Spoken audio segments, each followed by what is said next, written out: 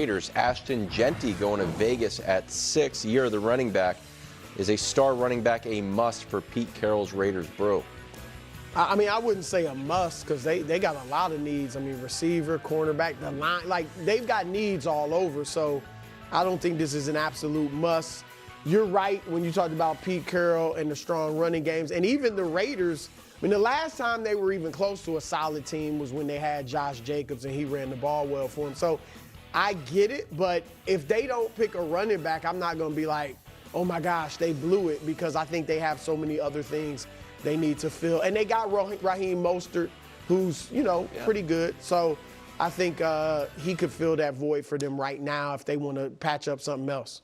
Yeah, stylistically, it just makes sense. It's not a must, but stylistically, with both guys just mentioned it, understanding who Pete Carroll wants to be offensively, he wants to establish a running game to support his quarterback. He knows what Geno Smith provides. And they already have a great pass-catching tight end that you can split out.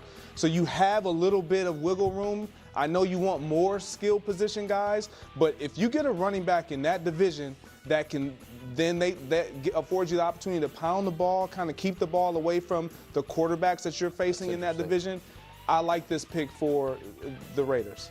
If they take Jeanty, I'll pick them to finish second in the AFC West. Wow. Really?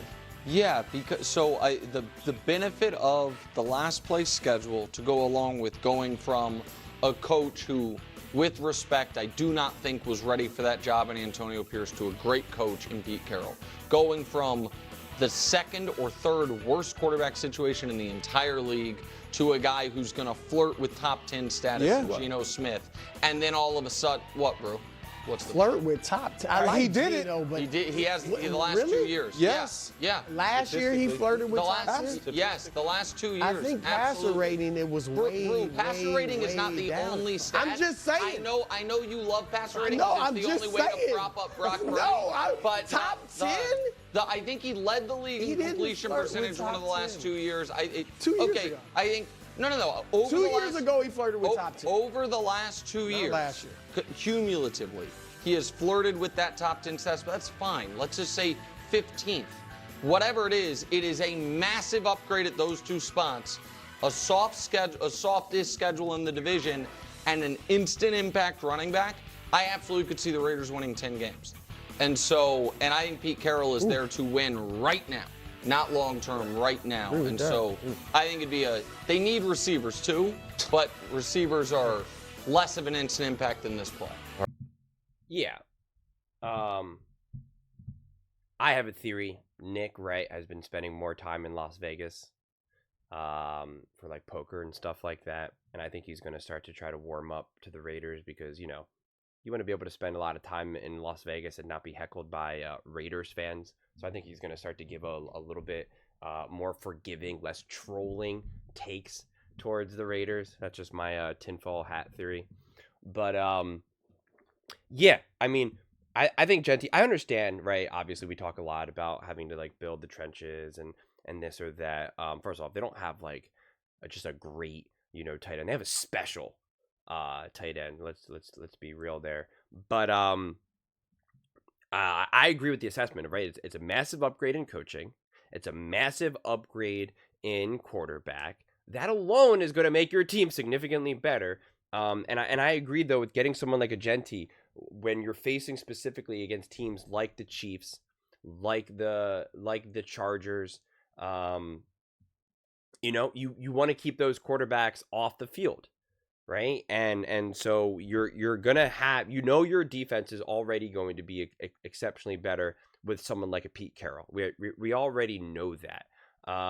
And so you're gonna be able to somewhat, to a degree, limit the damage of some of those high-powered offenses of those great quarterbacks, and then your own offense. Yeah, you're gonna want to run the ball. You're gonna want to milk the clock. You're gonna want to dominate the time of possession. That's going to be the name of the game for the Raiders. So, and I just think that someone like Geno Smith at this point in his career, the experience, the veteran leadership that he has. Yes, you obviously want some weapons for him to be able to throw, some receivers for him to work with.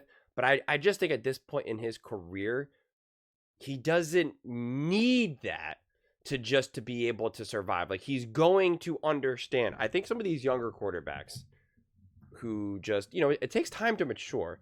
Like, they just want to sling the ball all over the field, man. They just want to ball at the end of the day. They just want to play like how they always dreamed that they could or will. And I just think at this point with Geno Smith, like, he's just going to understand more deeply what's going to be asked of him. And if they can really right this ship defensively, and really, establish a very high level run game with someone like a Jeanty, like, I just think if you're going to ask someone like a Geno Smith, because he's already so accurate, he was like second or first in completion percentage, and now you have someone like Bowers for him to work with, Jeanty. I just think when you're going to ask him to be a lot more, what's the word I want to use? Surgical and less just kind of, slinging the ball all over the field. I just think that's a message that he's going to understand. I really do. And I think it's something that he's going to also welcome at this point in his career, quite frankly. I think also the fact that the Raiders essentially gave Geno Smith a deal that he's got life-changing money, and he never really got that life-changing money throughout his career. So I just think he's just going to understand. I think that's just such the benefit of signing and working a truly seasoned, experienced veteran quarterback. If he was 24, 25, 26, even heck, someone like Sam Darnold at that point, who's still trying to prove to everyone who he is, I would even have a little bit more concerns, although I believe in Sam Darnold's mindset as well. And so I just think he's going to get it. I really, really do. I think he's just going to get it and understand and be the ultimate team player. And I think he's going to, I don't know if he's going, someone like a Geno Smith is going to win you many games, but he's not going to lose you many games. And like Sean Payton always says, you lose more games than you win. And so when you bring in someone like a Geno Smith, I think that's the case that you're in right now. And he has been flirting with top 10 quarterbacks. I made a video just yesterday talking about like that he's pretty much I believe that he's pretty much at the level of a Dak Prescott. And if you don't like that, he's like ever so slightly behind Dak though. And Dak has been on significantly better teams, and Dak was established in, earlier in his career, which again, credit to Dak for that for sure. But at least right now, you're just like, I don't know if I could say that Dak is, significantly better. And it's funny, there was a lot of rumors about potentially having Dak go to Las Vegas before he signed his deal, like last offseason, about potentially Dak going to Las Vegas. So I think you got someone better head on their shoulders who's also going. Like, Dak doesn't get it. Dak, after all these years, Dak still does not get it. Perfect example, actually. I'm glad we walked right into that. He still does not get it. I was watching some recent highlights of Dak because I was trying to look at the game, especially against the Steelers, and I was looking at some games, and considering how that game was unfolding, some of the throws that Dak was throwing that ended up being interceptions, a lot of red zone interceptions and stuff. I'm just like, you just don't get it. Like what are you doing in this moment right now?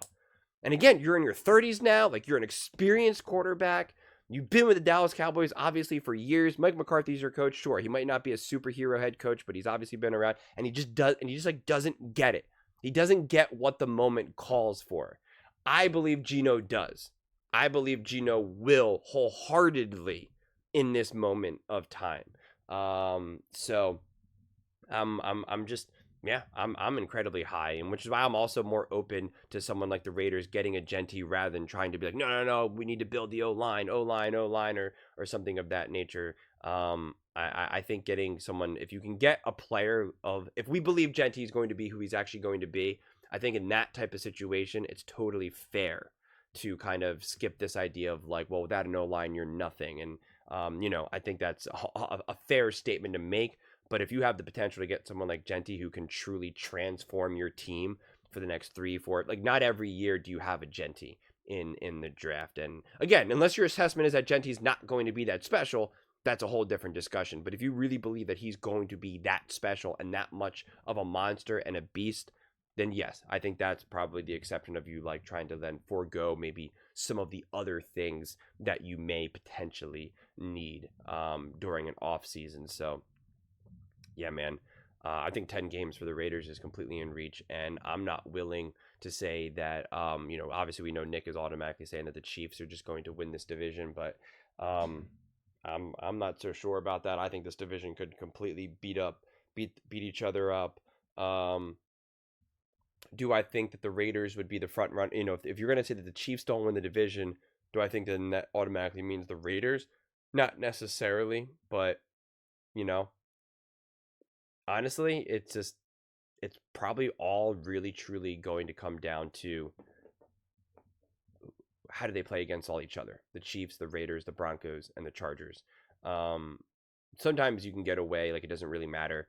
The Eagles could drop a game to the Commanders or the Giants or the Cowboys, and they could still win the division. Things are changing a little bit now, but like in years past, like you don't always need to beat up your division to win the division. Like the Chiefs dropping games to the Broncos, to the Raiders, and they're still able to win the division, et cetera, et cetera. But the way how this division, from my viewpoint, is going to unfold, these division games are just going to be so crucial. And even earlier on in the season, sometimes I'm been one to sometimes downplay a divisional game earlier on in the season, just because I'm just kind of like, yeah, it's the beginning of the season, weird stuff can happen. But I think at this point, like every divisional game would be like absolutely positively crucial, whether it's week 1 or week 16. Like it's going to be absolutely crucial for that. And so if the Raiders can come out of the division even just 500, well, then I think they could win the division. If not, if they have a game that they should have been able to win against the Broncos, but they let it slip away from them, if they have some of those games where like you should have won, but you let it slip away from you, like kind of what the Raiders did against against the Chiefs, then I think then, that dream of winning the division pops very, very quickly. But if they actually can, like, again, pull off some of those wins, then I would not be so quick just to automatically say, oh, well, they're going to be I'm not going to put a cap and say that they're the second. But I don't want to get ahead of ourselves either, because I don't want to paint the picture that I think that the Raiders are going to be able to just like skyrocket to being like a top team in the AFC. But I do maintain that they can shock a lot of people. I don't understand why people are underestimating what it's like to get a new quarterback, massive upgrade at quarterback, and a massive upgrade at coaching. Like I don't care what other holes you have on your team. You upgrade on coaching, both sides of the ball now, both offensively and defensively with your coordinator, and you have an upgrade at quarterback. That's an instant positive impact. If you won 6 games with what you had before, that's instantly at least 2 more games. Instantly. I mean, like it's just not possible for it to be anything less. I just can't see. You can't upgrade on both sides of the ball, coaching and your quarterback, and not expect at least +2, +3 wins. And that's accounting for nothing else. It's just coaching and quarterback play are just all way too crucial. I mean, it's everything in the NFL. We know that. That's not a hot take. So giving the Raiders at a minimum +2, +3 wins from last season, not mentioning some of the other moves like potentially getting a Jeanty, et cetera, et cetera. So I don't see anything that I'm saying as necessarily being a hot take or even being like, overly aggressive with the prediction. So, but like I keep saying in all my off-season videos right now, is we just have to wait and see. Man, April is a tough month. But those are just my thoughts. I'd absolutely love to hear yours. What do you guys all think about the Raiders? Do you think Jeanty is a must draft for Raiders at 6? Let me know in the comments below. I read every single comment. So whether you agree with me or disagree with me, either way, let's get in some discussions. Let's get in some fights. But ultimately, let's just have some fun. And please do consider subscribing. We are building an amazing community here. I absolutely love to see you part of it. I want to build something that we all genuinely feel connected to. Something that we're really excited to be part of. I think we're on our way to doing it. And please don't forget to give this video a thumbs up, as it really does help the visibility and the algorithm. Thank you so much. See you next time.